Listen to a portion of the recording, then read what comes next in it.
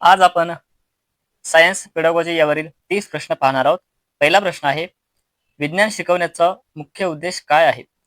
What is the main M of teaching science?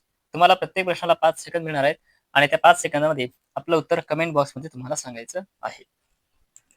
Option दिलेले आहेत. तथ्य पाठांतर करणे, वैज्ञानिक दृष्टिकोन विकसित करणे, फक्त परीक्षा तयारी, अभ्यासक्रम पूर्ण करणे. तर यामध्ये सुरुवातीला निगेटिव्ह जे वर्ड आहेत ते निगेटिव्ह वर्ड कट करा. म्हणजे रोट मेमरिंग, पाठांतर हे निगेटिव्ह आहे. फक्त परीक्षा घेणे हा पण निगेटिव्ह आहे. अभ्यास पूर्ण करणे हे सुद्धा एक प्रकारचं निगेटिव्हच आहे. प्रश्नाचं उत्तर घेणार आपला ऑप्शन नंबर बी. विद्यार्थ्यांमध्ये वैज्ञानिक दृष्टिकोन विकसित करणे, डेव्हलपिंग सायंटिफिक ॲटिट्यूड. विज्ञान शिकवण्यासाठी सर्वात योग्य पद्धत कोणती? Which method is most suitable for teaching science? व्याख्यान, लेक्चर, पाठांतर, रोड, कृती आधारित पद्धत, ऍक्टिव्हिटी बेस्ड मेथड, फक्त नोट्स देणे. तर व्याख्यान, पाठांतर आणि फक्त नोट्स देणे हे निगेटिव्ह आहेत. तर ऑप्शन नंबर सी, कृती आधारित पद्धत म्हणजेच ऍक्टिव्हिटी बेस्ड मेथड. विद्यार्थी विज्ञान चांगले कधी शिकतात? Students learn science best when they शांत बसतात, सिट क्वाइटली, नोट्स लिहितात, कॉपी नोट्स, प्रयोग करतात, परफॉर्म एक्सपेरिमेंट्स, व्याख्या पाठ करतात. ऑप्शन नंबर सी, जेव्हा विद्यार्थी स्वतः प्रयोग करून पाहतात किंवा एक्सपेरिमेंट करतात तेव्हा त्यांना ती जी कन्सेप्ट आहे ती पूर्णपणे विकसित होऊन जाते आणि पूर्ण लक्षात बसते. प्राथमिक स्तरावर ईव्हीएस एकत्रित पद्धतीने का शिकवतात? Why is EVS taught in an integrated manner at primary level?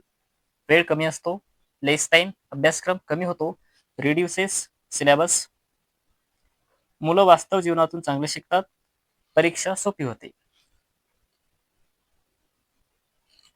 Option number C, मुलं वास्तव जीवनातून चांगले शिकतात म्हणून.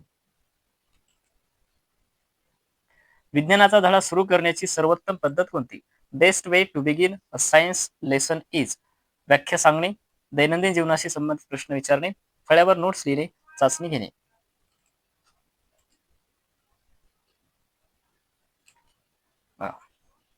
तर ऑप्शन नंबर बी, दैनंदिन जीवनाशी संबंधित प्रश्न विचारणे, asking daily life questions.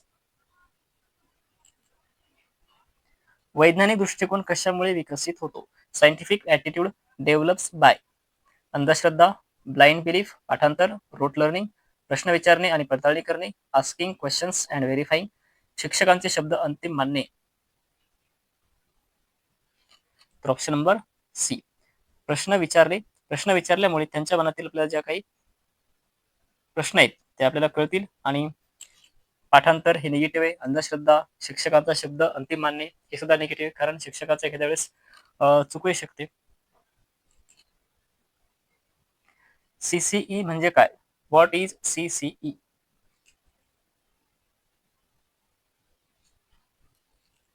Option number B, continue assessment, वर्षभर चालणारे मूल्यमापन. चांगला विज्ञान शिक्षक कसा असावा? A good science teacher should फक्त पाठ्यपुस्तकावर अवलंबून, जिज्ञासा वाढवणारा, प्रश्न विचारू न देणारा, फक्त गुणांवर लक्ष देणारा. तर ऑप्शन नंबर डी, जिज्ञासा वाढवणारा, एनकरेज क्युरिओसिटी. खालीलपैकी विज्ञान प्रक्रिया कौशल्य नाही कोणते? निरीक्षण, वर्गीकरण, अंदाजाने उत्तर देणे, मोजमाप. तर अंदाजाने उत्तर देणे हे काही कोणतंही कौशल्य नसते. प्रयोगशाळा कार्यामुळे विद्यार्थी वेळ घालवतात, नोंदी कॉपी करतात, करून शिकतात, सिद्धांत टाळतात. तर प्रयोगशाळेमुळे विद्यार्थी स्वतः करून शिकतात, लर्निंग बाय डुईंग. संकल्पन नकाशा कॉन्सेप्ट मॅप कशासाठी उपयोगी आहे? सजावट, पाठांतर, संकल्पना व्यवस्थित मांडणे, वेळ घालवणे. ऑप्शन सी, संकल्पना व्यवस्थित मांडणे. विज्ञानासाठी सर्वोत्तम अध्यापन साधन कोणते? Best teaching aid for science is. Option C, प्रत्यक्ष वस्तू models, real objects and models. रचनात्मक मूल्यमापनचे उदाहरण कोणते? ऑप्शन सी वर्ग निरीक्षण. विज्ञान अध्यापन कशाशी जोडलेले असावे? Science teaching should relate to. Option c विद्यार्थ्यांचे वातावरण चाइल्ड्स एन्व्हायरमेंट. चौकशी आधारित शिक्षण म्हणजे काय? Inquiry based learning means. Option b विद्यार्थी शोध घेऊन शिकतात. उच्चस्तरीय विचार कौशल्य कोणत्या पद्धतीने विकसित होते? Which develops higher order thinking. Option D समस्या सोडवणे. उपचारात्मक अध्यापन कोणासाठी असते? Remedial teaching. तर ज्या विद्यार्थ्यांना अतिरिक्त मदतीची गरज असते त्यांच्यासाठी. विज्ञान म्हणजे काय? Science is. ऑप्शन डी शोध प्रक्रिया प्रोसेस ऑफ इन्क्वायरी. विज्ञानातील सहशालेय उपक्रम कोणता? विच इज अ को करिक्युलर सायन्स ऍक्टिव्हिटी. ऑप्शन बी विज्ञान प्रदर्शन सायन्स एक्झिबिशन. निदान चाचणी डायग्नोस्टिक टेस्ट कशासाठी वापरतात? ऑप्शन बी शिकण्यात अडचणी शोधण्यासाठी. प्रात्यक्षिक कौशल्य मोजण्यासाठी कोणते साधन योग्य आहे? Tool to assess practical skills. Option b निरीक्षण सूची ऑब्झर्वेशन चेकलिस्ट. मित्रांनो, तुम्हाला जर हा व्हिडिओ आवडत असेल तर व्हिडिओला लाईक करा आणि चॅनलवरती नवीन असाल तर चॅनलला सबस्क्राईब करा. ऑप्शन क्वेश्चन नंबर 22 रचनावादी पद्धतीचा अर्थ काय? बी विद्यार्थी ज्ञान निर्माण करतो. Learner constructs knowledge. रचनावादात शिक्षकाची भूमिका काय? हुकुमशहा मार्गदर्शक परीक्षक व्याख्याते. तर शिक्षक हा नेहमी मार्गदर्शकाची भूमिका बजावतो.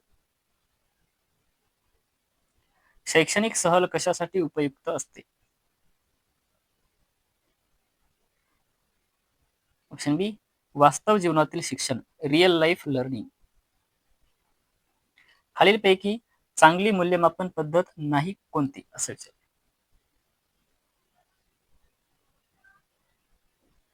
तर ऑप्शन सी आहे फक्त पाठांतरावर आधारित परीक्षा. विज्ञान अध्यापनाने काय वाढवावे?